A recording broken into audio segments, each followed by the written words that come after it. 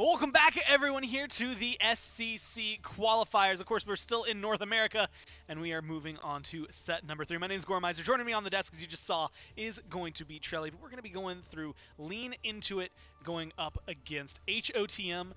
I still don't know what it stands for. I don't know that anyone knows what it stands for outside of the players, and I really hope that it's something really fun. I was gonna say maybe we can all just. We just ask them I think it's the mystery politely. of it that makes it a little bit better. I think if we Maybe actually that's did what the M stands for, is mystery. Maybe either way, I think Something of the mystery. Whatever we're thinking in our head is going to be better no matter what it is. So Yeah. let's just leave it at that. Lean Into It versus HOTM. They are a bit of a mystery here, and You know what? That works out doubly so. Not only do we not know what the name means, but also they're a little bit of a mystery because we don't know truly what to expect out of them. Of course, we can look at the schedule for today and how these teams have been getting around through all of this. You've already seen a couple of the 2-0s so far, and it stands for hands off the merchandise, is what I was just told. So that is definitely not anywhere I was going, but that is an awesome name. Yeah, I was gonna say not bad. For considering everything that we thought it could have been, hands off the merchandise, I'll take that. I think the first thing I said, because like when Hand of the Gods was like released, there were a lot of people who were abbreviating it just Hot Gods. So I saw that, I went Hot Mamas to you, and I was like, I don't know if that's. It's not that great, honestly, but I like hands off the merchandise. Anyway, you can see 16 teams. We're getting and dwindling down, at least in the upper bracket, from the 16 to 8. We're going to determine the last 2 that are going to be up there. And this is just for that spot in the qualifier round. Remember, they still have games next week that they'll be playing, I believe, again, Thursday and Sunday for North America, and those are going to be the ones that determine these teams going forward. Lean Into It, those, the team we'll look at first here. A couple of names that are recognizable here. Valo, Vi specifically stand out to me. Bitey stands out to me, but mainly because it reminds me of a Paladins player, also named Bitey. A lot of these players have been around. They've got some competitive history, and that, so far this week, Trelly, has really been a little bit of a determining factor. Yeah, I think this squad really is headlined by Vi, though. I think he's just got so much damage. He really has this mid lane presence where his god pool it's very vast. He doesn't just play those typical like strong mages, your thoughts right now, your Agnis, but he's got a sick god pool, and he's definitely he's getting a triple kill here with this Tiamat. But that's what I'm kind of saying. He has this presence about him where he's always commanding the map. And it's something, again, very, very interesting. You guys just watched the neighborhood play, so this is probably very helpful for you as a reminder that they did play at least 2 members of this team on Lean Into It during those SBL qualifiers. A very, very big impact from Valo out of the jungle as well. And it creates this interesting conversation. Those two having such a large impact. We've seen a lot of pressure over in duo lane, but jungle ganks over there early have been making a big difference, and that will make a big, big change for this one. Bolden, Bitey are going to be the 2 that are hanging out in the duo lane for Lean Into It. So a lot of, I want to say, like pressure and at least competitive experience relatively recently, but they still want to do as best they can. But for HOTM on the other side, they also have some decent, good, and historied competitive experience. Again, a lot of players on there. They've got Classic, Peanut, Tato, Karmic, but most importantly, Mr. Movement, who is Zaxi from way back when, if you remember that name. And that's kind of the one that stood out to me the most, Trelly, is you've got this SOC, SCL experience behind them. It should make things a lot more interesting. Yeah, and another thing, with how the meta is going right now, Medusa being one of the top ADCs in that duo lane, Zaxy's got a sick Medusa. He brings it out a lot, so there's definitely a little bit towards them, because if they do want to prioritize that, we already know he can handle it. I'm excited to see what they're going to be able to bring. It is that question, though. Again, both of these have had some very interesting, I want to say, like, come-uppance is the way. I think that's the right phrase. Lean Into It. It kind of shocked everybody the first week of, I believe, the Open qualifiers coming in 3rd. So, the team that really kind of struck gold early on. We'll see if they have that here for us this set. And, of course, in game number 1, as we go into picks and bans for this one. And this is where things get interesting. You had mentioned the Medusa. Of course, we've seen a lot of Bacchus. North America likes to get aggressive with the Bacchus plus the Frenzy super early. And it feels like there's been that conversation around what supports can we play that are going to allow me to just jump and run at you as fast as possible. Speaking of supports, the jump and run, and this Fenrir already taken away. Usually people are focusing really on this duo lane, as we've seen. The Izanami bans are pretty common right now, especially like the Bacchus, as you were saying. Just high-pressure duo lane focused meta right now. So taking away those supports that can just jump in and W key early level 1, level 2 fights, get pressure. It's going to be very common here, as well as that RDO in that solo lane specifically is also very tremendous. And that was something I remember you were talking about earlier was the Guardians in solo lane, specifically the ones that get put over there to kind of help balance out those auto attackers, the Bellonas, the Amaterasus that we've been seeing a lot of. Ardio's just good, as it turns out. Hardcore played her a ton during, you can tell I was doing something for the Leviathans before this. It's right on my mind. Hardcore had an absolute masterclass with this god during Worlds. The Serket ban that comes through, and again, something that's probably more oriented towards the support role. The Gilgamesh we just watched, specifically Valo here for Lean Into It, having a lot of highlights on that god, so trying to at least control that a little bit more. And then we get the Amaterasu and the Bastet. Pretty much all standard from top to bottom. The only one that maybe stands out is the Ardio, and it's still a good ban. Yeah, I would say that pretty much everything here is more just top meta, top of the line, just picks that you would usually not want to deal with if you can't get it for guaranteed. But a pick that has been banned quite a lot this weekend, the Cabrakan flies under the radar here. That's also a flex pick. Could be jungle, could be solo, even could be in support at this point. Cabrakan just, newsflash, he just does a lot of damage, has a lot of lockdown, and already on the flip side, Bacchus has a pretty nice time into the Cabrakan. They have both have a little bit of counterplay. You can stun out the burp, but you can also knock up the Tremors. So there's a lot of different avenues for them to outplay each other that we'll just have to see where that Cabrakan opts to go. And it's one that's interesting because you mentioned 3 roles. If Vi went to the Pinny-Q school of mid lane, then there's also a chance that it could flex into mid. Is it likely? Not that much. But I do feel every time I have to put the cushion out there, right? Just in case, because you never know. With Persephone, I think we can go ahead and lock that one away and erase that from our minds. The Bacchus, the Achilles that comes through. He has been kind of rising up. A few teams have been locking him in for the jungle. The execute's nice, but not really as successful as some of the other picks we've seen. Yeah, I like Achilles more so in the solo. I just think executes are so much better on tanky characters because when you're doing all this damage with your abilities as is, the execute is just so nice to execute those tanky targets. You don't really have to, the passive of the execute as well doesn't affect you as much because you're taking more damage, but you're a little bit tankier. So I do like him in the jungle. He has that early pressure. He's got an early stun. He has 2 abilities with his dash. So there is a little bit of viability there where he can try to peel and try to fight against the level 2 fights. But, you know, it really just depends on how you're going to pilot that Achilles, and are you going to look for those early executes on the tanks, or are you just going to be trying to get to that backline? Well, Medusa was locked in there for, I see, it looks like it says Lil, and I keep wanting to call him that. Lean Into It on the left-hand side. Someone you had mentioned earlier is actually good to get away from Zaxi, so that's probably a nice comfort pick to strip away, kind of a 6th ban, if you will. And then Ho Yi gets locked in response to that one. And as much as I like to talk about how, like, Zapman has been saying he's not necessarily that great, how statistically at the end of last year he wasn't doing too great, he's not been having that many bad games. I mean, those ricochets hit hard. Yeah, at this point, I don't even know what to say about Hoyi because he's been on so many different sides of the spectrum, whereas last year he was kind of this big joke where everyone's picking him, but nobody's winning. But as of recently, I think this Death Toll Crusher metric does kind of favor him a little bit. He does get like a big power spike when he finishes that Crusher. He can proc it on his jump and his 1, and then obviously with the ult and the slows. So he does have a little bit here, especially with the Bacchus paired with him. He can get a little bit more pressure because his clear is his weak spot. It was just yesterday when we were watching that. It was the Bacchus Ho Yi lane where we're just like, man, it's just like you get knocked up by one, then you have the Mark of the Golden Crow, you get knocked up by the other, then stunned by the other.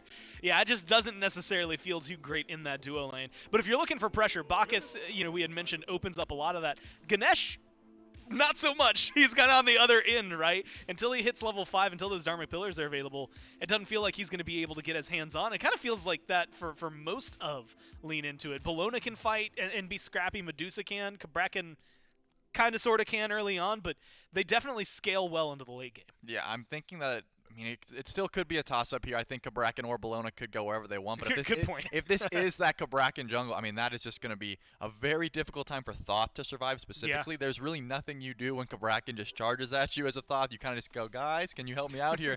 That's the one issue about this Thoth that's come into the meta so hard is that if you don't have a solid peel team with you, you really can't survive as this Thoth. And unfortunately, Nemesis, look, she can slow. You've got a decently large dash, but we'll have to see if it's enough to keep them alive here. In game number 1, as we move into it, Lean Into It, running potentially and probably this Cabrakan jungle. And you had mentioned, but being not only just chasing him down, putting the walls up, like, just makes Thoth feel uncomfortable. Thoth has been artillery lately. He's been like one of the top picks, or at least top performers. Whether or not he's getting picked up that much, we'll see if Peanut is able to stand up to that same mark. So I always get excited. I always want something special to happen at the very beginning. Nothing crazy is going on. Although Vi's hanging out around the red buff, it looks like they're going to at least split some of that between Vi and potentially Bitey here. Yeah, it looks like they are going to be going with the old 2v2 in the solo lane strat, which like I said, I've been favoring this strat a lot, specifically just because the 2v2 jungle fight is always so fun. The jungle solo, I think, is way more interesting than the mid lane jungle, because, you know, the mid laners really don't want to fight. They don't want to be up there and brawl. They just want to clear their waves and be careful, but the solo laners, they can actually spar a little bit, so they can really get in there. So the solo laners are fighting anyway, so you might as well be there to help them out at least a little bit. See what you can do. It's also fun to watch, and I think this is going to be a very crucial duo lane, because Bolden has gone for the Frenzy, and they're going to pop it early. Again, this is all about clear early on. But realistically, when I'm looking at Ganesh, I'm not thinking Frenzy, 1, and 2, I'm not thinking Frenzy early. So this is going to be one that I think is really interesting to see how that plays throughout the rest of the game. yeah, I just think it's super important to not get poked out at that level 1, because there's so much kill potential against the Bacchus specifically, because you just have so much CC there. I mean, if the Bacchus does get a full burp off and then just belly flops into a ricochet, you could just be looking at first blood, and then your lane is going to be in shambles for the next, like, 3 minutes or so. Well, there's a little bit of aggression. Good stun from Karmic in the solo lane. God Agent A is relatively low, unfortunately, just shy of damage here for HOTM to make sure that they are going to be able to find the kill. But it does open up this conversation. Getting aggressive in the jungle. Kabrakan should be able to cut off this Nemesis, and then it's going to be a large fight. Good stun from Karmic. Valo eating a little more than they once, slowed down and taken down by Yato. And now it's going to be the aggression. 2v2 mid lane rotating in. Vi has a lot of damage, but is it going to be enough? Tado's just trying to run away. And with a blink is going to be able to get the disengage cleanly. Karmic finds their way out of there and hands off the merchandise, find their kill, and they escape.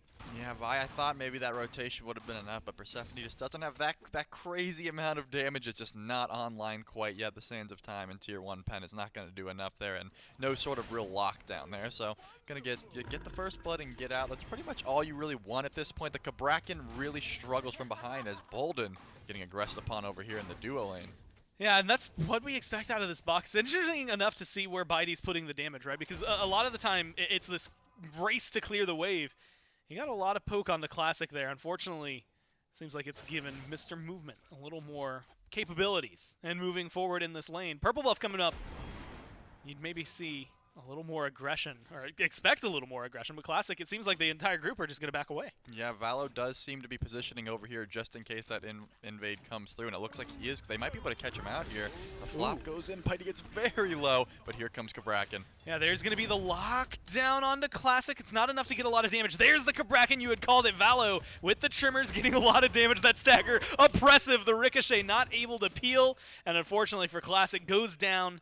Bolden, Bitey get to walk away with their lives. Yeah, Mr. Movement did just jump in when that gank happened, but it looks like Valo said, you know what, let's go for the guaranteed kill on the half-health Bacchus with no jump instead of the full-health Ho Yi, so go for the guaranteed kill as over the toss-up. They probably could have killed the Ho Yi, but at that point you just say, you know what, we need to even out this scoreboard here. We already gave a first blood to the Nemesis, so I'm just going to try to put this duo lane at a little bit of a deficit here. I think it was a smart call. Get a kill. As long as it got one, it's going to be nice. Again, like you said, maybe able to maximize your potential a little further, but I'm sure they're happy either way. Valo is going to be someone to keep your eyes on throughout the jungle. I mean, right now, they're not in any special position. They're just running around back camps. Where they end up, especially in this mid lane, we had mentioned and talked about the bullying of the Thoth. And so far, outside of Vi making that rotation to the invasion on the right-hand jungle, there hadn't been a whole lot of mid lane talk. They haven't had too much going on.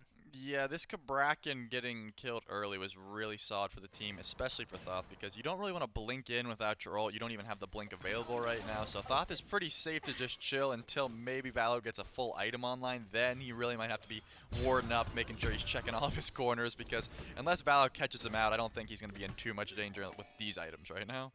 Yeah, I think this is a more relaxed time, right? If you're able to sit there.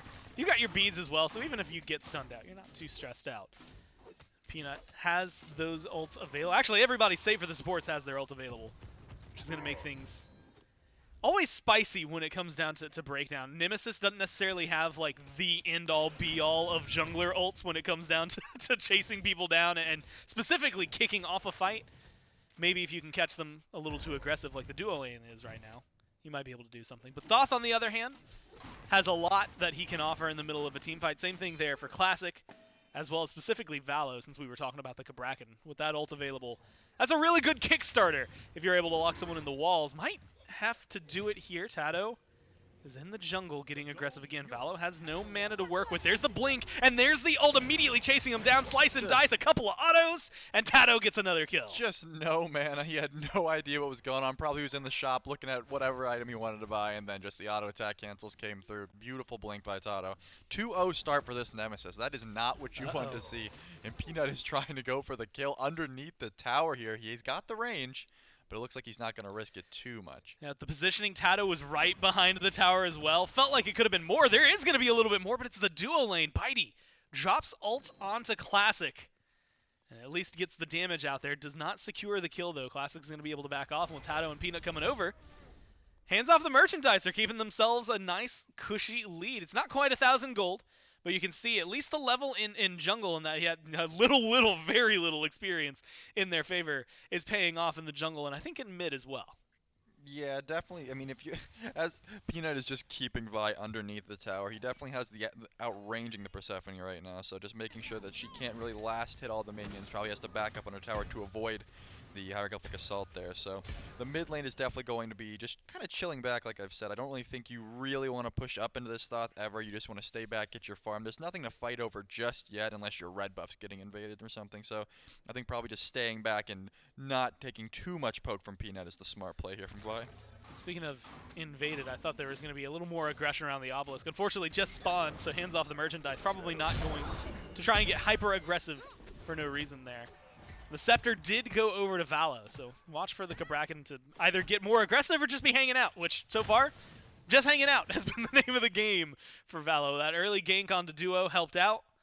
They haven't necessarily been able to find a lot of opportunity. Almost the opposite story here for God Agent A. Things have been popping off in solo the entire time, and I genuinely don't know that they've stopped fighting except for when they've had to back to base. But now they've got Valo to help them out. Good stun on the Tato, and good damage. Great walls from Valo, but it's not enough just yet. Tato's getting out of here. The execute gets on to God Agent A, but doesn't quite kill him. It doesn't matter. You've got Karmic and you've got Classic, and they try to get a little more. Classic, unfortunately, falls down. Valo with a double kill turnaround.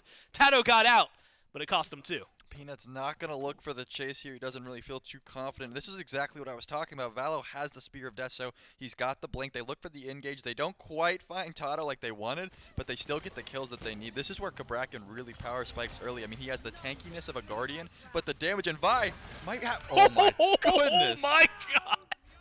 Just good damage. Does cost the ult. Vi, ooh, a preemptive beads to try and block out the slow here from Tato. Tato's going deep. Tato, this might not work out the way you want. 1-for-1 trade. The jungler going a little deep, but he did get his quarry.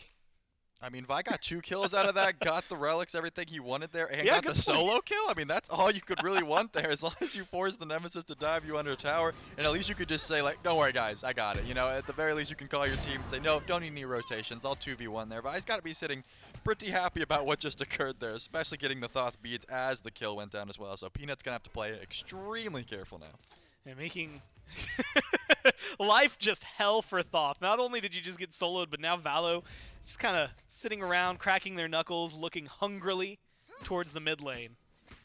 0-1-0, not necessarily a bad slash line, but when you look at the 2-1-0, essentially 2 solo kills, right? Like, the tower helped.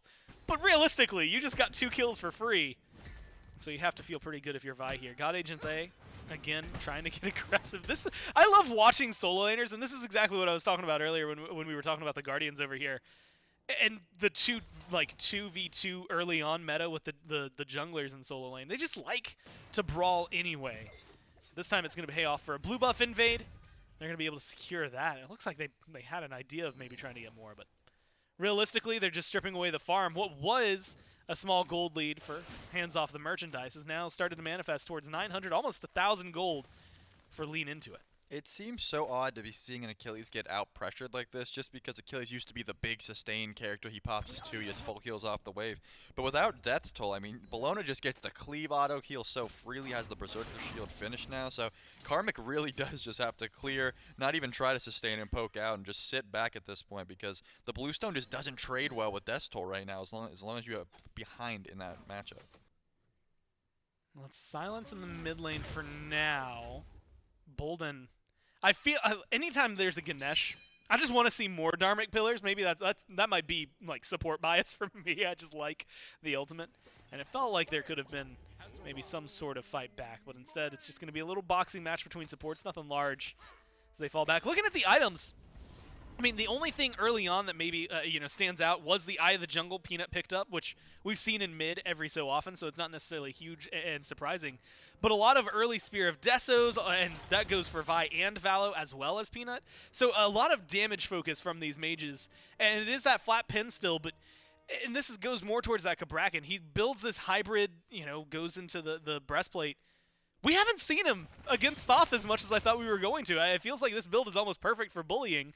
And it's been a very slow game so far from Valo. Yeah, it looks like he built this breastplate and he's going to go sit over in duo. He wants to have the physical prots. He imagines he's probably going to be tanking the Suns from Ho Yi if he does go for that gank. So I don't think he's turning his attentions towards that Thoth. Maybe the Thoth has already died once, so he's not too concerned about it. I'm not sure, but it looks like Mr. Movement might be getting dove here. Valo does get a little trigger happy. But I think he might be fully aware of the situation. I don't think he's just going to sit back here. Ho Yi does have a lot of tools to survive under the tower. I'm not sure he's caught out Valo. I think recognizes that he's not in a good spot, and unfortunately Valo did just hang and wait. Blink available, it goes too far, does still find the stun, but Mr. Movement uses the bead, starts to run away, gets picked up by Bolden. Not enough to lock him down, and there's the Dharmic Pillar. Suns in response to try and peel away for his team, and Classic is getting aggressive. Intoxicate thrown down, Bolden's low, but it's going to be Vi joining the fray. A big ult from downtown, and Valo makes sure to lock up Classic. Tato's in a bad spot, stunned out, damage out, Bitey puts themselves on the board with a kill. Peanut rotates in. It feels like it's a little too late. Valo wants more. I was wondering if the Soul Laners were going to make a rotation over, but it seems like they're just sitting over there, so nothing else is going to happen. They're absolutely just hanging out. Yeah, because I saw God Agent A diving behind the tower. I was like, maybe, oh, and a beautiful prediction there. It might just be the bludgeon that can finish this one off.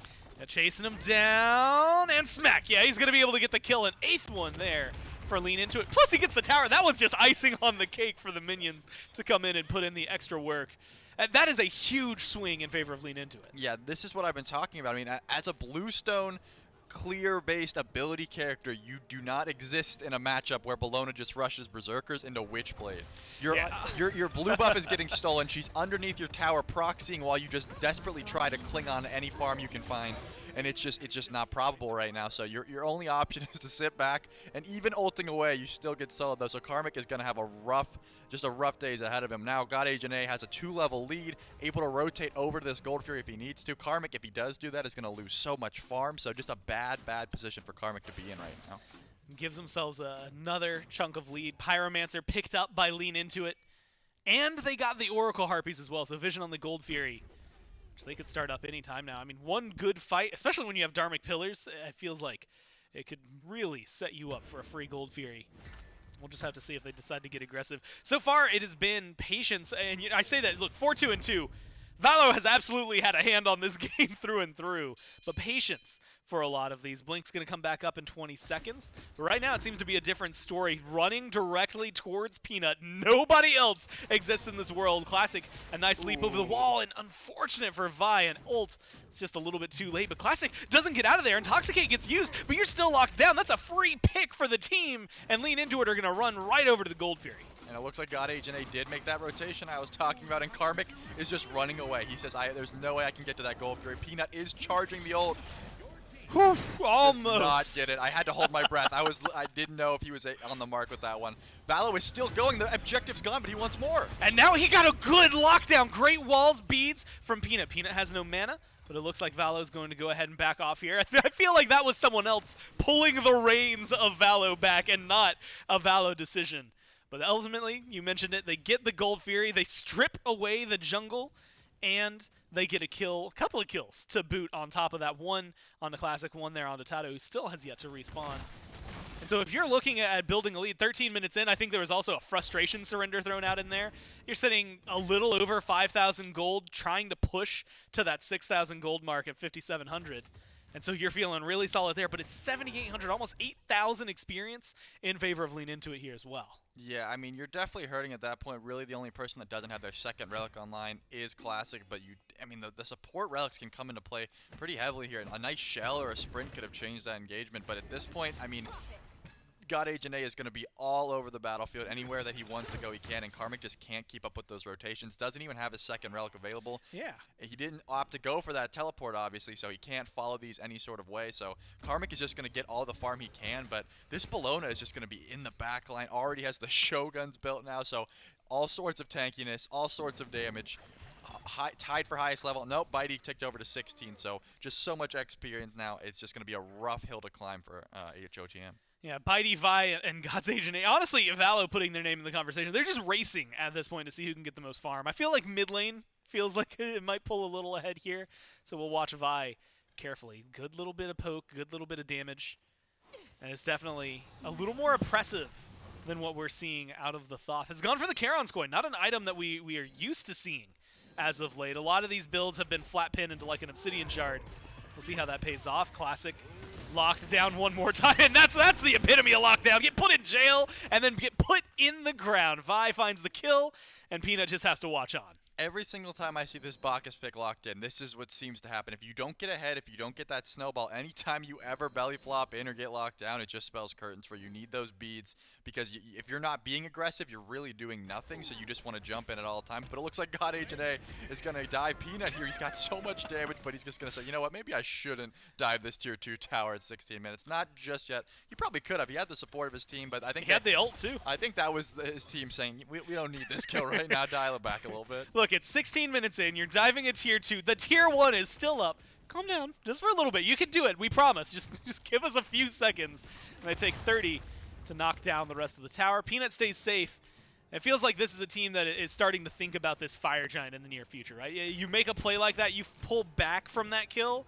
It's not necessarily because you don't want the kill. It's more that you need God's Agent A alive to make sure that they are capable of zoning for you. Pyromancer's going to be up relatively soon as well, so it creates a topic of conversation on the right-hand side of the map where we might see Mr. Movement. Haven't had a lot out of the triple zeros still standing for the Hunter on HOTM. A lot of conversation to be had between the damage Peanut and Mr. Movement should be putting out that we haven't really gotten to see. Yeah, Mr. Movement's going to need to finish that item for sure before he's doing any sort of damage right now. He is even on levels, pretty much just one level down from Bitey, but I just think he doesn't have enough pen right now to deal with God Agent A, who is finishing another physical defense item here. Already has Witchblade, has Berserkers, so that's who's going to be W keying at you, and you got to think, okay, how am I going to stop this Bellona? Probably not, so I'm just going to stay in my lane, farm. He's 0-0-0. This has not died yet. A Paul-esque playstyle, if you will. He just wants to get his farm. He's not going to risk dying trying to carry late game, so he does finish the Kins now. Maybe he's got some sort of opportunity. Still not any big penetration like the Silver Branch that Bitey has, so if it's ADC damage against tanks right now, Bitey's got it in spades. We'll have to see if Mr. Movement can make some sort of splash. Has what, I guess a little bit of pin that he can bring to the table, but not as much, like you mentioned, with that Silver Branch bow available. He has something. It's all in kit that he's working with. Pyromancer's so close to dead, but leashed by Lean Into It. Hands off the merchandise, posturing around it. Good shots from Peanut, getting some damage spread out across the other team. Ults all available. Same with the relics, save for one there from Classic. Aggression from Classic is going to be coming around. He jumps into the backline, immediately knocks up two of the carries, and Vi is in a little bit of trouble, but they pull back, and they're looking to damage down this tank. Vi is low, and Vi does get taken down by Tato, but it costs them their mid laner as well. Peanut, it's the one-for-one trade. Valo still getting aggressive. Great stun onto Tato, but a good knock-up from Classic saves his jungler. Now Baldin has to run away. God Agent A gets themselves a double kill by picking up Karmic as well, and it looks like they want to fight a little more. Classic's low. Tato, low. Mr. Movement, pretty low. And God Agent A wants to close that gap a little further. Tries to chase down a little more. And it's going to get the leap out of Mr. Movement. They're going to have to fall back, but it's still a Pyromancer. That was an excellent re-engage by HOTM. They kind of just sat back, let Valo go in, and then they picked their targets excellent. Went on the Persephone, got her beads down, got her Aegis down, still was able to kill. I mean, with everything considered, they shouldn't have been able to trade that well, but it was just excellent. It was just excellent target selection. They knew who they had to kill, whereas Valo went on the Thoth, and then the Thoth was able to just stall as long as he could. So Peanut, great on him to get those beads down and not get hit by the Grasping Death, and then the fight just went. I mean, it's about as well as it could for HOTM. Yeah. That definitely could have been a fire call if they got picked. And of course, they balance it out. And look, let's talk about this. Tato gets the speed buff, while Lean Into It get the Pyromancer. I think that's actually a bigger win for hands off the merchandise. We'll see if they can get this Primal Fury, though. There's a great Grasping Death, followed by a Wombo combo from this Bologna. They go ahead and wipe off 2 like it's nothing. The carries are gone, and Classic is running for their life. Primal picked up by Vi and Boldon. It looks like Bitey's going to join as God Agent A goes for the zone. And you had mentioned the damage earlier. Maybe not enough on your own. There's a 5-level difference, and it's still a Bacchus. It's going to be difficult, but all in all, they got what they needed, which was the Primal Fury as well. That's 2 clean objectives, well, quote-unquote clean objectives for them. I just don't know how Peanut got hit by that Grasping Death. I mean, there was three teammates there that could have maybe, as Classic jumps into the enemy found at that point. Just trying to stall, get his team to maybe spawn in and defend this Fire Giant. But I mean, maybe Peanut just wasn't paying attention. Someone might have been body blocking him, so he didn't see it. But he got hit right by the cage. He didn't have his beads available, but maybe there's no one called it out for him. So unfortunate for this is what the issue with this Thoth pick. If you can't get ahead, if you can't stay away and poke, I mean, it's very easy to lock down with no CC immunity in that kit. They get locked up, lean into it, start the Fire Giant. Halfway down already. And with a staggered out kill onto Classic, he's still 10 seconds out from respawning. And it seems like HOTM kind of recognized, you know what? We can't try and fight this one. Fire Giant, 5-man strong for lean into it. And they're going to start aggressing down the right side lane. There's a lot of farm on the map for lean into it to pick up here. They have all 3 tier 2s available. The tier 1 in duo is still standing as well. I mean, if they just get all these back and then push down left Phoenix if they want to, this is the first fire, so they really don't have to if they don't want to. But HOTM is choosing to try and defend this. They're at least standing nearby. I don't know. Yeah, they're not going to commit heavily to it. That's going to get taken down.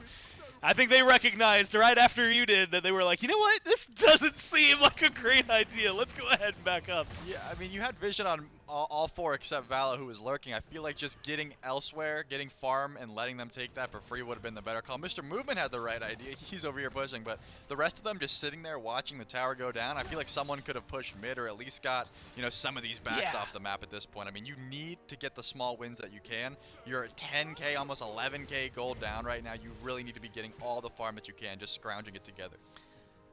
Wild to me, every single member, save for Bolden, has 4 kills on the side of lean into it. They're spreading the love evenly and making it work out pretty well. 00 and 10 for the support. I mean, it's just been clean fights for them. 6 kills here for HOTM, and it's mostly Tato who's been able to pick those up. Like you said, though, not a lot of huge wins going in their favor.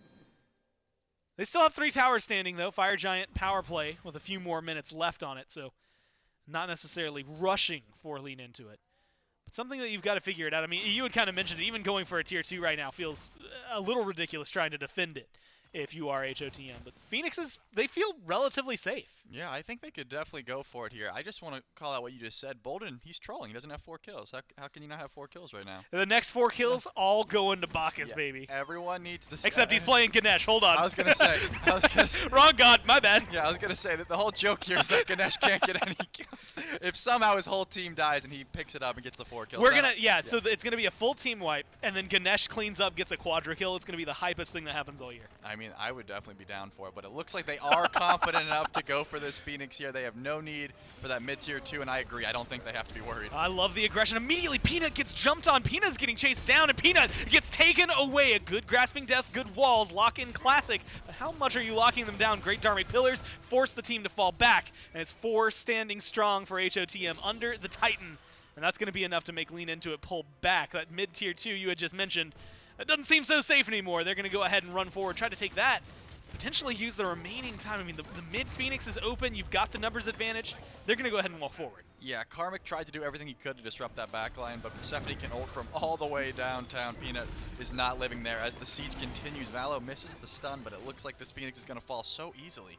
Yeah, not picking up any kills, but they get the bird, right? So at the end of the day, it's not an end state, but they put themselves in a really good map state. They might even go for a 3rd Phoenix. They've got time to play with. They've got health. And they're going to go ahead and get aggressive, and this is where things could go wrong drastically. Karmic tries to start things off, but a great 3-man stun from Bitey makes sure they can get aggressive. 2 kills like it's nothing, and they're continuing the chase. Karmic is gone. 2 people left standing. It's Movement and Peanut. They don't have the health bars to stop this. The Titan is going to go down and lean into it. take game number 1. You do not want to group up that Petrify underneath the Phoenix Siege. I think they did everything they really could there, but lean into it. Such a lead, such perfectly placed ults. The aggression was there, the peel was there, all sorts of setup. I mean, that's a picture-perfect Phoenix Siege.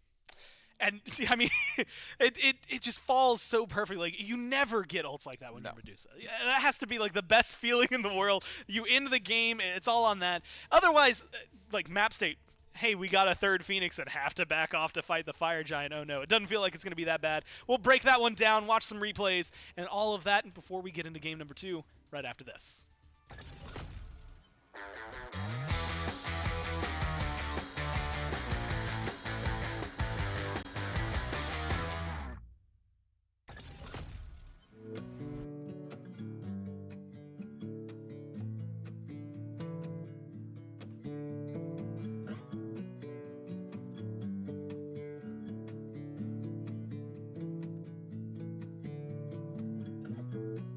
I'll let you go, just need some time. At your own pace, you need to find your way.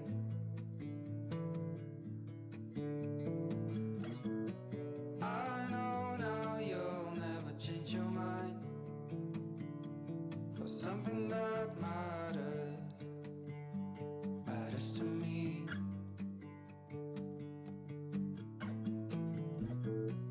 You do not know what I have in mind. I packed our bags, we'll be on our way. The night was long as I waited without a sign. 'Cause I know what matters to you. But what do you want? What's your biggest need? Every hour we spend together, then suddenly the chances are small, just like the lottery.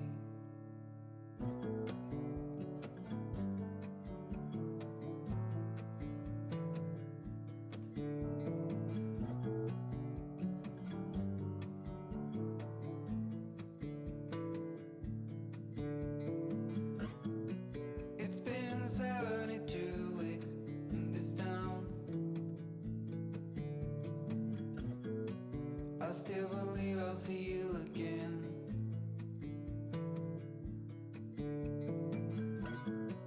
No matter what, I got off the ground for something that matters to me. But what do you want? What's your biggest need? Every hour we spend together, then suddenly the chances are small, just like the lottery. I just hope we could stay together. We wait and see, but the chances are small, just like the lottery.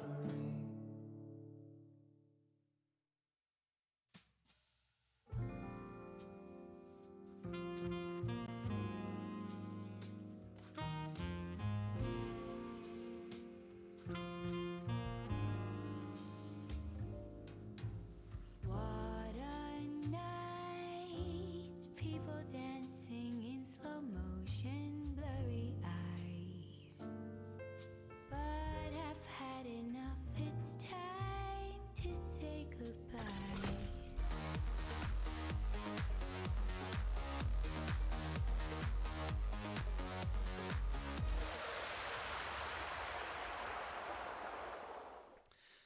Well, lean into it, lean into the win for game number 1.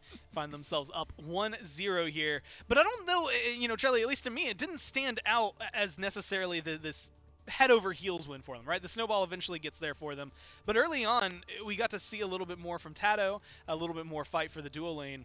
What was it that really fell apart, or I guess went right there for Lean Into It? Yeah, it seemed like their target selection was pretty solid. I mean, there was that one fight where we thought maybe HOTM could, even from behind, they had a pretty even fight at that fire where it looked like maybe they had a shot here. But I just think that, Valo, once he got going, once he got his bearings online, once he got some defense as well, he went the breastplate Voidstone route. And once he could just dive everyone freely, he was able to set up so much. Once you have a Kabrakan who's able to blink into your team like he's about to do here, I mean, it's very hard for your team to execute all sorts of their abilities.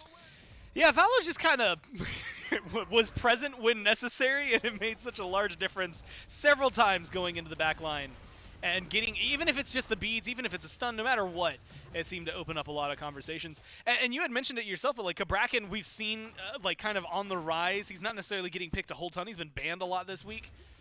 Valo first picked it and definitely showcased what they needed. Plus, they stripped away this Medusa, but Mighty looked phenomenal on it. Oh, this ult right here, this triple, this was just like the turning point. I mean, there was no turning point. It was obvious in Hay, but this is when I was like, okay, there's no way. You don't win after that. How did all three of them were looking? What were they looking at, Gore? It got you looking. It's not where you want to be. Unfortunate for them. I mean, that is like the way to end it. Is that game going to be great for HOTM if they don't get caught by that stun? Probably not. It's not going to be a fun game for them. 3 Phoenixes are gone. But it could be interesting. We also got a Persephone and a look at that. I don't know. It feels like there's so much to try and control here from Lean Into It that you can't do it really, with just your bans. You have to figure out a way to counterpick it and potentially counterplay it.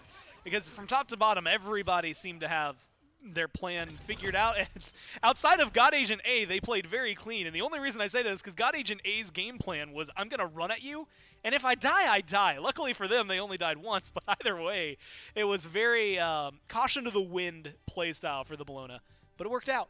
Yeah, I mean, that's all you can hope for, right? As a Bologna, when the Thoth is being just dove this hard, you don't even need to prioritize that magic. You just went right into the Nemi, and after the Witchblade and everything, it's just like, what is Mr. Movement ever going to do to God Agent A when he dives him? So as long as you're playing your own sort of style here, it's going to be very rough. I think HOTM, instead of trying to counterpick or trying to take one of these many characters that played so well away, I think you got to try to prioritize and play in your own game and just getting everything you feel comfortable with. As we've said before, trying to lean into just banning away everything that just looked good right there, I don't think it's going to work out. Well, they are going to lean into game number 2 here, at least for picks and bans as we break this one down. HOTM will be the first pick this time around, so potentially able to shift this up. It was the Kabrakan first pick for Lean Into It that really paid dividends throughout that entire game. But similar bans, I tend to expect we had, Fenrir, Serket, Gilgamesh was up there, maybe a little surprising, Bastet, Amaterasu, and then undetermined 6th god that I can't remember off the top of my head right now. So at least a little bit of a shift. HOTM are banning out the Persephone. How do you feel about that? I mean, it definitely had it. When I saw the Thoth get soloed by the Persephone, and then the Nem died, and then another kill, I was like, maybe they just don't want to deal with Persephone, and I can understand that she has a lot of different tricks and ways to annoy you, especially if the Grasping Deaths are on point, and the jumps and the slows and the flowers. There's just so much that Persephone brings right now, especially with this build suit in mid right now with the double flat pen that suits her so well, having 4 damaging abilities. So I can definitely see why they just don't want to deal with it, as well as the other top meta picks that they just went with there. And it is going to be, it was the Artio, who I was forgetting, by the way, who does get banned, Serket, and the Bastet joining up there, that Persephone, Gilgamesh, and Fenrir. Amaterasu, first picked, and Trelly, I mean, she's been like the talk of the town when it comes down to it. For a long time, she was getting first picked, I think, at the plans. But then it kind of shifted. We've seen a lot of Bologna first picks. If Bastet's available, she's been up there. It's the Ama versus a Kabrakan, potentially Medusa lock-in. How are you feeling about the top 3? I mean, Ama already, I think, is a much better option here for just what the meta is right now, as opposed to the Achilles that has to go Bluestone Gladshield, which I just don't think serves very well. We saw the Bologna literally proxying behind the tower, stealing blue, and it wasn't a crazy lead. That's just the build path that they opt to go for. So I think Ama gets a much better use out of the Death Toll Berserker start that they could go. If they do choose to pick the Bologna up here, I think it'll just have a much better time. Now, I know last time we talked about how flexible Kabrakan can be. We saw go to the jungle, but still technically is capable in solo and in support. And so I'm gonna give you a theoretical question. If it was solo or well, okay, we can ignore support now. If this was solo, how's the matchup fair for a Cabrakan up against an Amaterasu? It's very interesting. I think that if Ama gets Frostbound online early, it's kind of annoying for Cobb. He can't really 3 into the wave. He gets a little stuck. He does have the slow immunity there, but it's just a bit annoying. But Cabrakan can be super oppressive casting her dash. His one can't be silenced as well. So there's a lot that Cabrakan can do in that matchup, but I do think that this would I think it's better just to run it back into the jungle here. It has so much pressure. True. You want to use that damage elsewhere, so they have options here, and they can continue flexing it if they want to, but I think it should just feed the hand that's hot, bring it back. Well, 3/5 of Lean Into Its team is exactly the same. Luckily for HOTM, they have to change the last two. Bologna's been banned, and Persephone's been banned. They go for the Osiris, though, and we talk, or at least I like to mention this. When Bologna rises up in the meta, Osiris tends to follow wherever she goes. How do you feel about this? I mean, Osiris does pretty much the same exact thing that Bologna does in the sense of cleave autos, just getting after it, coming at you, diving so hard, lots of auto attacks, those sort of things. So I see that puzzled look of yours as we see the Erlang Shenlock. It just feels very aggressive on this team now. Yeah, so we got the triple warrior strat here. Yeah, I can see why they wanted to go for this here. They just want to come at them early. Lots of early damage with the Erlang and the Horus. So either way, a Zeus is being hovered into against the triple warrior comp. That's bravery. That's Vi saying, I am not worried. He said, I 2v1'd you guys as Persephone. I'll do it as Zeus now. You know, I didn't even think about this. You just mentioned Cabrakan going into the jungle. Osiris. Okay, never mind. I just frazzled my own brain. I was like, is this Osiris jungle? And I was trying to figure things out. No, I corrected it. It could exactly be, on what you said. It could be, but is it? I think we should, like as I said, feed the hand that's hot. Valo was playing very well. There's no reason to switch it up. Maybe if they had lost that round, be like, okay, I'm not feeling the Cabrakan jungle. Maybe you take it solo here. But I think they are just going to be doing exactly what we'd think. The Osiris doing exactly what a Bologna would do, and then Valo just running it back on the Cabrakan. Now, if it's a Horus on her duo lane, we've talked a lot about aggression. They're playing the same Ganesh Medusa, and they managed to handle aggression pretty well. You know, Horus has Prot Shred early on her is just known for killing people. Is that going to be enough for HOTM to get some more duo lane pressure this time? I think you definitely have the pressure here at the very least. Ganesha isn't going to bring too much early game. Medusa, obviously one of the strongest early game hunters in the game, but against a Horus and Honor, they should definitely get the early pressure at the very least. It's going to depend on if Valo wants to come over with those Cabrakan ganks to disrupt that. But, I mean, it's all about that early clear. If you want to go for that Berserker start, clear that wave, get level 2. And once you start snowballing, getting their Harpies, taking those camps, the lane can go either way as long as you're playing it well. The Erlang jungle as well, something I think that we got to see the Nemesis. I mean, off to a fantastic start. I think into the game still at 5-1, but unfortunately it was a lot of those in ganks, you know, very early team fights, nothing that translated into those late game scraps that ended up going towards Lean Into It. Erlang can get hands on super early. The taunt is really good super late. You've got Soul and On Her behind you. It feels like this one is going to be maybe a little bit stronger. I guess we'll get to see it as we go into game number 2 and how that one performs. But how do you feel about the transition from the Nemesis to the Erlang? I mean, Erlang right now looks like Zeus food to me. I mean, Zeus looks like Erlang food to me. It should be, yeah. That's what I'm saying. I mean, I imagine the Eye of the Jungle. Yep, Eye of the Jungle and the Plate Helm start. So trying to go as tanky as possible, trying not to get blinked on by this Erlang. I think Tato is going to just try to get Mannequin Scepter, level 2, try to kill that Zeus, but lots of protections going to be built. I think this is going to be a tanky hybrid Zeus build here. You kind of have to. You're against 3 warriors. I mean, we saw, what was it, at the end of last year, like a lot of the book builds, not necessarily something that is popular as of right now, but same concept, right? Try to be as tanky as possible and keep yourselves going. Mannequin Scepter, I'm trying to see if there's anything that maybe stands out. And it might be the start here for the Soul specifically. The Gilded Arrow onto Peanut here. We've seen a lot of this. Is this going to be something that's more typical for Soul? I think so. I mean, just because of her heat, her base, just raw basic attack damage added to Soul's kit as well as the gold into the Diamond Arrow late game, it just has so much use. I think that once she gets like a Telekines online and starts swinging with those auto attacks, I mean, even early game, she's autoing for about, I think Mifflin just brought this up, about 80-90 damage when that heat stacks. So Gilded Arrow, I think, is the only choice for her. You can obviously go that Mannequins if you want to just power farm and run around, but Gilded just helps you farm so much easier as well. You get that extra gold. I think Gilded is just a staple for Soul right now. Lean Into It go for the exact same start they had last time. Right now they're in the 2-1-2. Valo will be leaving the solo lane. A little bit of extra pressure for this Osiris. And that's going to be a lane to keep your eye on. The Bologna transition into the Osiris is definitely a change state of game, although God Agent A just ran at him. I can't imagine a God that likes to run at him a little more than what we see, but it's an early gank, at least opportunity here for Tato. Putting their presence on the duo lane, going to go right behind him. Good stun immediately from Classic, and they're going to be able to lock him down. Nothing you can do about that one. Bolden goes down for first blood, and it goes on to Mr. Movement. And that's the Ganesha. I mean, that's a story of Ganesha, really. When you want to start these other relics, when you want to get these belts, these shells, these sprints, whatever you have, you just don't have that CC immunity. You can't really move. Your dash gets blocked so easily. Now Peanut is in a little bit of trouble here. Yeah, Disapparate, pretty much perfectly timed. Valo's not able to get the stun. Now Tato's here, and the damage on Devi is going to be good. You said this Zeus should be Erlong food, and he is feasting right now. Takes down one more, and I can't think of anything worse. He's got a 1-0-1 Erlong. That feels uncomfortable. Yeah, that Mannequin Scepter level 2, Erlong now level 3. I mean, Zeus has to beats one of those CC abilities, but you can't beats them both as long as they're timed correctly. I mean, you beats the 2, the knock-up is coming. You beats the knock-up, the 2's coming, and obviously the auto attacks are just going to be, you know, it's just too much. I don't think Zeus ever lives there as long as he's that far up in the lane, so Vi's going to have to position much better if he wants to try to live into this Erlong, because already 1 kill, 1 assist, Erlong is going to be very difficult to deal with. Well, he does get tier 2 on his helm. I mean, I guess that's a little nice, right? A step forward. And that's that's the fun one. What is it? It's like 90 power, a lot of physical prots on there as well. And when we saw it, and I want to kind of harken back to metas of old, is this Celestial Legion helm, is building this enough to keep a Zeus alive the same way that like the Book of the Dead was, or is he still going to struggle? He's definitely still going to struggle. If it's just Tato diving him, then maybe he's got a shot of just like popping the ult on himself and running. Erlong really doesn't want to eat a full Lightning Storm in any, at any level really. But I think that Zeus just has so much to deal with here. There's going to be a Blink Horus coming at him as well, so it's going to be very difficult. It's just against a quadruple Fizz combat. I was talking about the 3 warriors specifically. Zeus just has to build a little bit of damage here, or a little bit of tank here. He can't just go full damage. He'll never survive.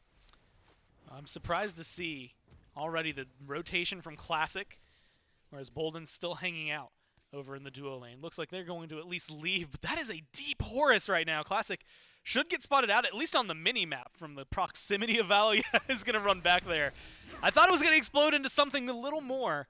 It seems like it's going to fall apart. They're posturing for a potential red buff invade. We can see the timer. It's not coming up anytime soon.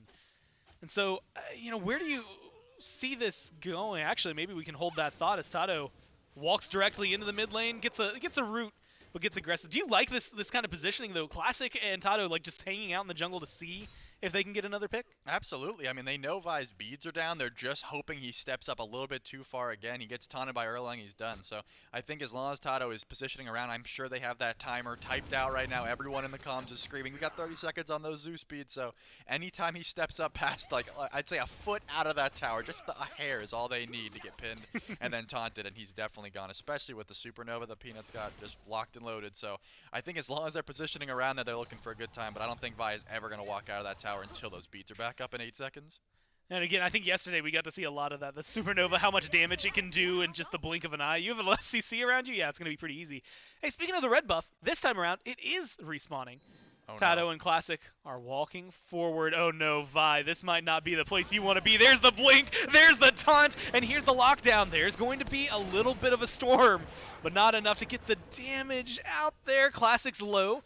Bolden's in the neighborhood. Dharmic Pillars just off the mark. Does lock down Tato, but not enough to get the kill here. Soul, maybe a little too aggressive. Valo's looking for more. But with Disapparate, Peanut's out of there? I mean, that's a clean invade. Yeah, that's exactly what you want. I mean, you even got the beats down again. Vi still died. So guess what? If Vi's not sitting underneath that tower for the next, 2 minutes pretty much, a little bit over 2 minutes, he's going to be dying again. So Valo does the smart thing, says, I'm going over here to solo lane because I'm going to give up on that mid lane, and Karmic already on her tower very weak. It's unfortunate when Valo walks over there and, well, every opportunity they had disappears. At least right in front of their eyes, a good back from Karmic stays alive. They get the blue buff. And it feels like this is the time to maybe pump the brakes a little bit. You're lean into it. I want to say you haven't necessarily been looking for the fights. The fights have come to you. Maybe you need to figure out a way to slow this one down. We haven't talked a lot about the 2 hunters as of right now. And realistically, I don't know how to loop them into the conversation until one of them rotates over, but we see a lot of damage, especially late game. Onher can just provide so much for his team. But do you have a preference between Onher and Medusa for how these can scale?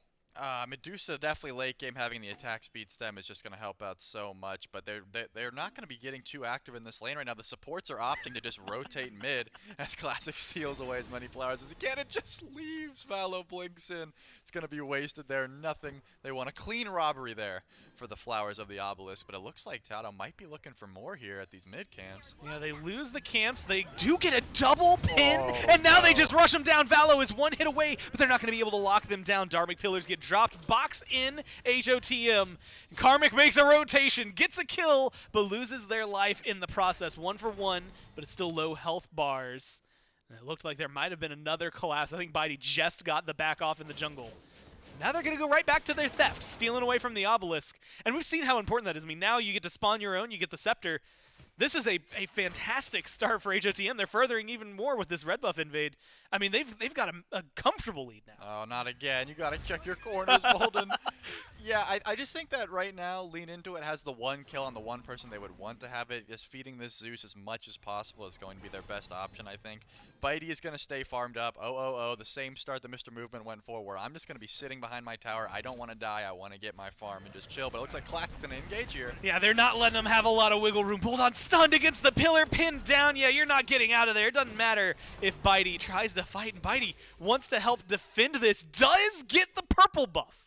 So there's a little bit going in their favor. Unfortunately, purple buff for your support's life, not necessarily the best trade for you, but still hovering just under the 2,000 gold mark. Lean Into It, as far behind as it feels they should be, are still keeping themselves alive and afloat here. Yeah, it looks like they're going to be still kind of brawling over there in that soul lane. Karmic's getting very low, but he's not going to take that 1v. When he tried to go, he tried to go for that blue buff invade. I think he did. No, he did not get the buff. So, well, he did what he could. But Amaterasu into the Osiris. There's a lot of different outplay potential there. So it looks like they might be going for a regank on God Agent A here. Yeah. Karmic immediately forward. God Agent A pinned down, and here's going to be the Horus to try and cut off the path. That's going to be the Lord of the Afterlife, and God Agent A gets just far enough away.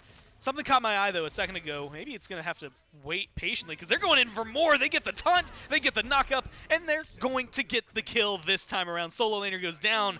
Is it going to be a re-engage? Good Dharmic Pillars gets a lot of damage out there. Valo coming around to cut off those paths, and Karmic is the target. Walls are good, stun is good, Trimmer's good, and Valo gets the kill. There's the Lightning Storm, and Zeus is trying to make their mark on this fight with the bigger and better rotation from the rest of HOTM. Get rid of Vive, and now they're going to go ahead and get rid of Bolden as well. It's a clean set of kills for them, 3 for 1. This is exactly how you have to play this comp that HOTM is going for here. Triple warrior, big action, going in consistently. You guys got to get your damage online and just W key people, because late game, there's a lot more CC in the Guardian-based comps, but right now they can just dive at everyone. They have so much lockdown. I mean, Tato's 3-0. Classic is setting up everything. He's also 3-0. I didn't even realize he got some of those last hits. It's just way too much CC to deal with. You only have one relic right now, so you only get one set of like survivability. Yeah. They're just playing the way they have to. While Peanut is just power farming with the Gilded Aerial, level 12 right now, 2 levels ahead of everyone else on the map.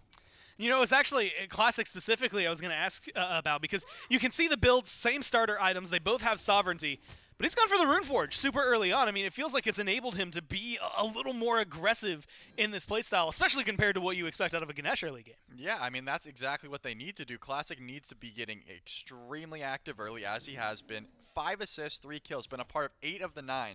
Anytime there is a Horus stunning someone right now, you need to be following up, you need to be backing up.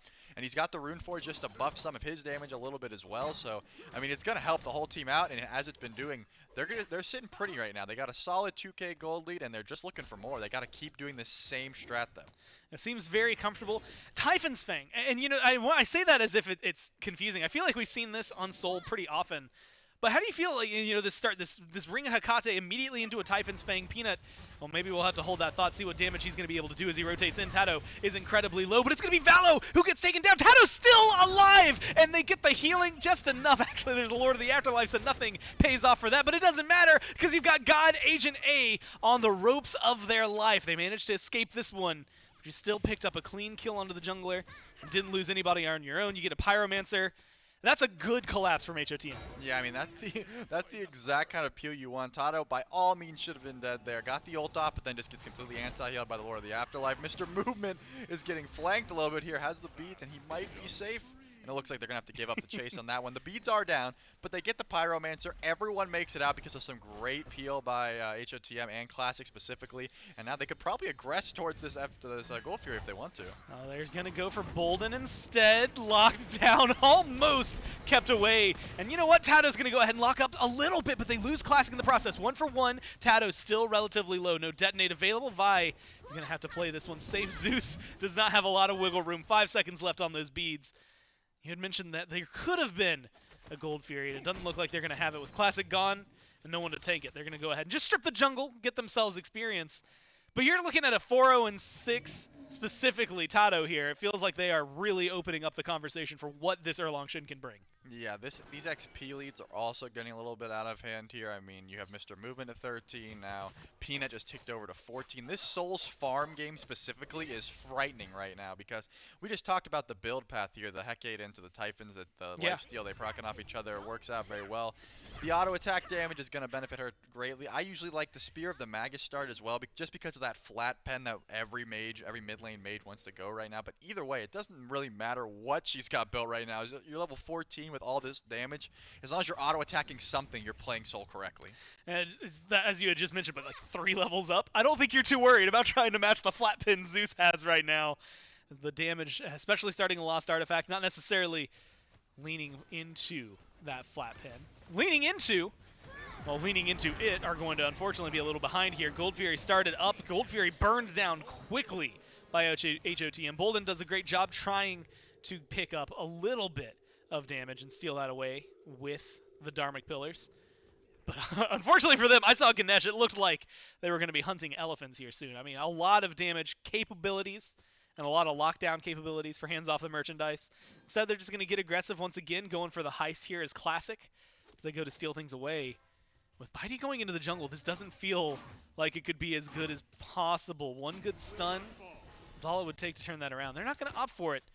Valo's coming real deep here. Looks like he's been spotted out, and they're going to ping it, but he's definitely going to be able to catch them here. He's got the blink available, but he is not. No, he does not have the blink available. That is why he's not able to do that. 15 seconds. Close, but not quite up yet, so calling that off. But look at this. They're pulling FG. And now it's going to be a perfect bait. Vi immediately aggressed on Vi. Chased down Vi. Low. Vi dead. And that's going to be a clean kill for Karmic. They pull FG. 13 minutes is not the time you expected, but they still call the bluff. The rotation from the rest of the team and lean into it is going to be here. Karmic's low, but they're not going to be able to catch up. Tato's done a good pathing. They separated, and it looks like they stopped the Fire Giant, but they lose their mid laner. Yeah, I mean, this is where that XP lead I was talking about is really going to start to hurt. I mean, Vi did not have the Aegis available there. Eats a good portion of the Supernova, and then the Dazzling Offensive is enough to kill. If you do have that Aegis there, I'm pretty sure you just get the beads and run out, but Vi is so far behind, just able to get his second relic at 14 minutes. Already has the beads down now. Probably going to be the target next fight if they do want to try to pull this Primal once it's up, or they could just go for a cheeky fire call again, just because they have so much lenience right now. That's aggression. That has just been unmatched so far. 12-3. I mean, Charlie, this feels like the absolute inverse of what it was in Game 1. Lean into it, get themselves, a relatively close first few minutes. And in Game 1, they skyrocketed with that. This time around, it's hands off the merchandise. 8,000 experience, 6,000 gold. 14.5 minutes in. Feels very, very comfortable. But it's actually surprising to me. No towers have fallen just yet. So keeping things, I want to say, at least equal on the map state. This team looks like they're going for another Fire Giant, or at least another fight forced around the Fire Giant pit this early on. I mean, do you like this aggression on the right-hand side of the map? I guess there's nothing really to do on left. Yeah, I think HOTM has to keep doing this because I really do think if this game goes as late as it could, it's going to be very rough to win here. But it looks like they're going to be going for a horizontal play. Are they going to be diving the Zeus here? Well, Classic is going for the call. There's the Lightning Storm. Valo is the one who's in trouble right now. Great ult from Bitey. Stuns off 2, and Classic goes down. This could be the turnaround for Lean Into It. They go ahead and find 2 kills immediately. Peanut has to run away. The beads are used. The Aegis is used, and that seems to be enough for Lean Into It to back off. Not enough to stop Valo from running forward, but Mr. Movement with a great set of autos at least pulls one back for his team. It's a 3-for-1 trade. They lose the tower, And this could be the question. Do you go for more? Do you fall back for FG? The team wants a little more. They're going to go into the tier 2. It looks like Tado's going to go a big ult here, but I don't think they really have any follow-up. Mr. Movement only has auto attacks. He's going to have to get out, but he doesn't have those. Not enough damage. But God, Agent A is still... He gets the slow. Can he get a little more? There's the blink you're looking for. There's going to be the sickle. You lose your life for it. I don't know how the scales ultimately shift there. Maybe you can tell me and enlighten me. That was a 4-0 Erlong. That was definitely worth it for God Agent A. He got that shutdown bounty, so I think it was definitely worth it. I think that's what he had on his mind at that point, right? They won the fight. They didn't need that kill, but he was like, you know what? He's 4-0. I'm going for it. So I like it by God Agent A, just going in and making sure that they shut down that Erlong as well. So the tables have been turned a little bit there, Gore. Still a bit of a gold lead. They didn't even get Pyro actually, so they didn't even get any sort of objective there. But at the very least, they turned the fight. They got some gold, much needed gold, and now it's the option of do they want to pull any of these objectives or just sit back. I think Bitey right now is the force that needs to be stopped for Lean Into It. I mean, he's 2-0. He finished that Silver Branch right before that fight, so he was able to do so much damage. And he opened up with a really good ultimate as well. I mean, that's two essentially that we've seen. It's not often. Like, Medusa ults are supposed to be felt but not necessarily seen. It shouldn't have such a huge impact, yet he's still managing to do so. They also take the first 2 towers of the game with that fight. And so that gives them that 3,000 essentially chunk that just came right back to him, closes up that gold lead. Pyromancer started up by hands off the merchandise. They have to let this one go.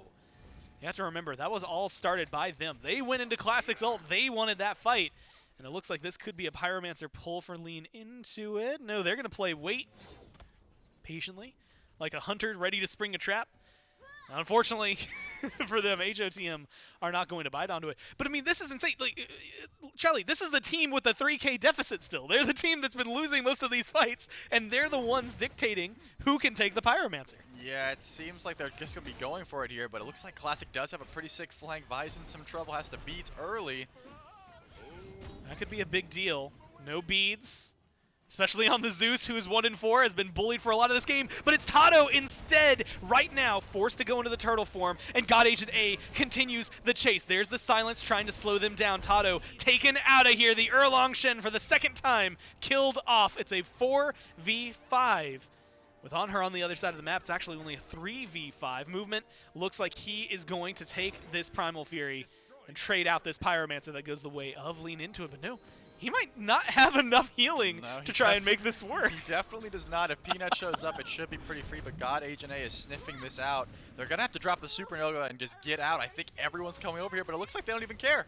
Yeah, who cares about the Primal Fury? Lean Into It, get the Primal Fury! On top of that with the tail end, Bitey cannot be stopped. He steals that one away, and he gets rid of Peanut. I mean, they wanted the kill. They were chasing for kills, and now they might even get more. It's Movement versus Vi. Vi's been on the receiving end of too many kills. It's a 4-level deficit. But when you've got some hard bodies next to you, it seems a lot easier to continue this level of aggression. Hey, guess who's coming up? Just in case. Yeah, it's Valo. So this is... I mean, it might as well just be done for Mr. Movement. Let's see what he can try and get in return. Good stun on Vi, but the damage just seems to be there. Every member of the team, save for God Agent A, shuts down the On Her.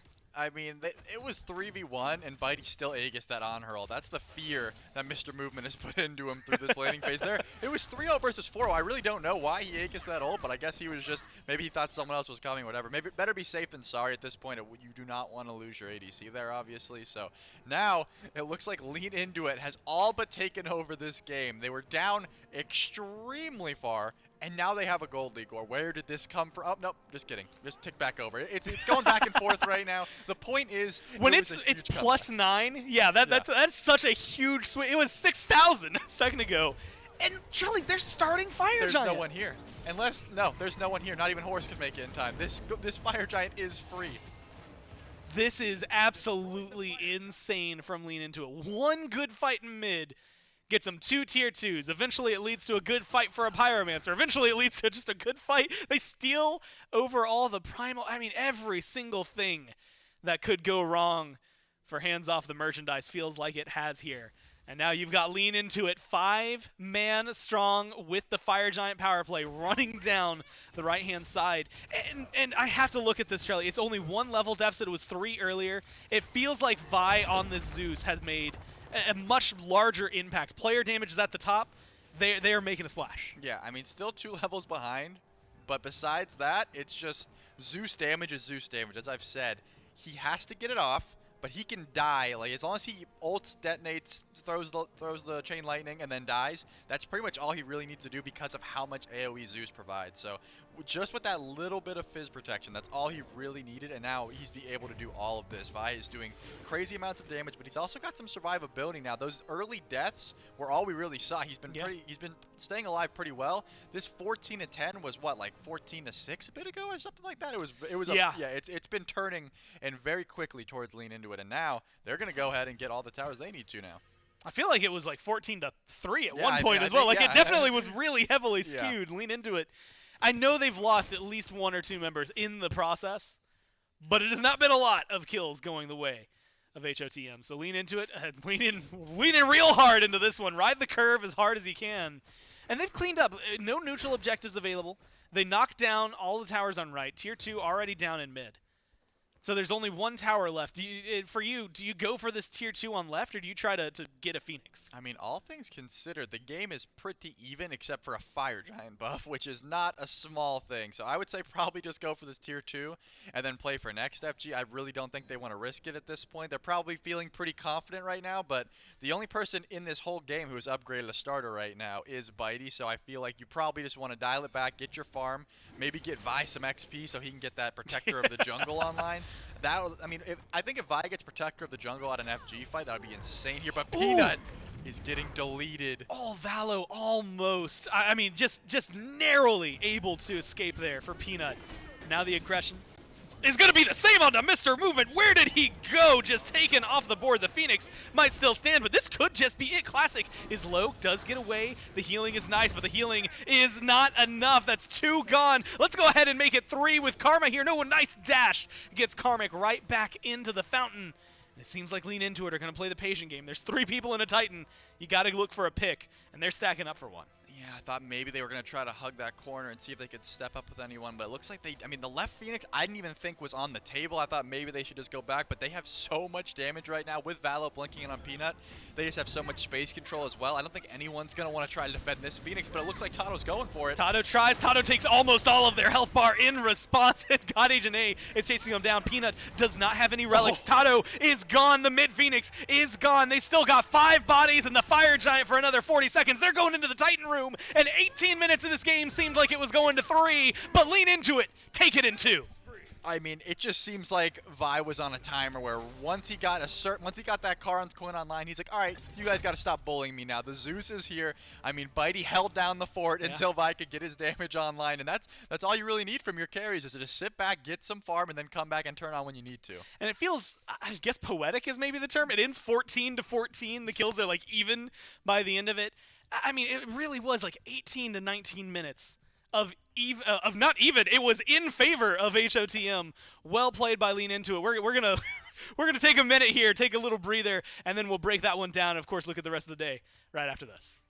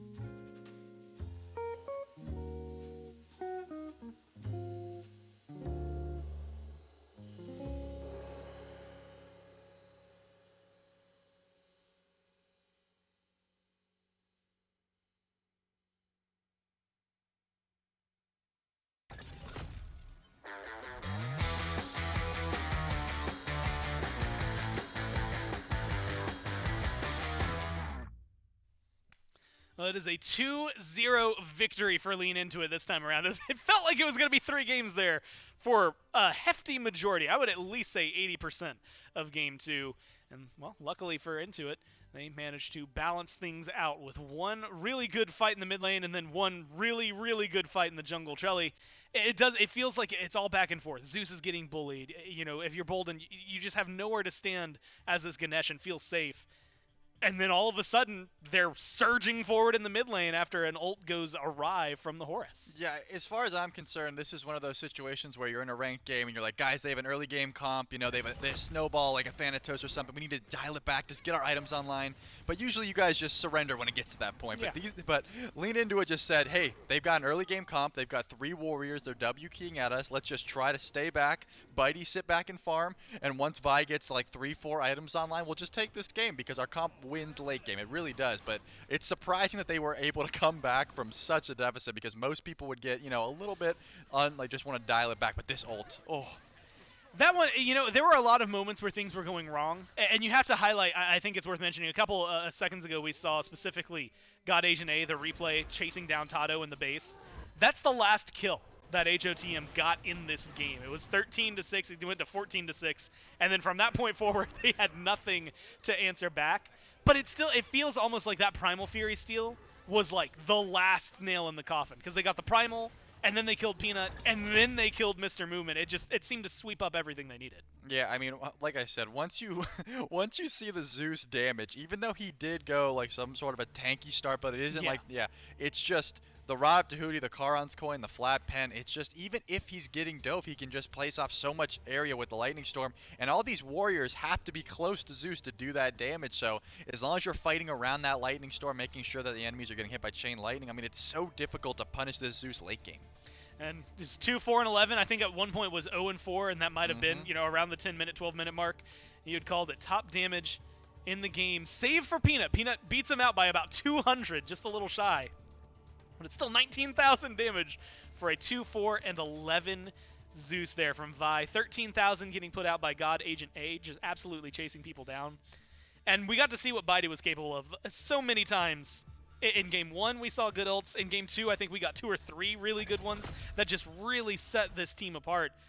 I'm scared of Lean Into It's Medusa. I didn't think that was going to be how I came out of this set, but I'm worried about letting Bitey have that again. Well, I think Bitey was the highlight of this game just because of the fact that despite that deficit that his whole team was under, he was able to stay completely even in farm, just about maybe a level down at points, and then he was able to pick up little kills here and there. And as long as you have this pillar, this like, okay, we got to kill that Medusa before because he's got so much damage and stuff, he's got all these items online, they just weren't able to continue that snowball to get those objectives, and that's how Zeus was able to get online, obviously, and then it just went into their favor.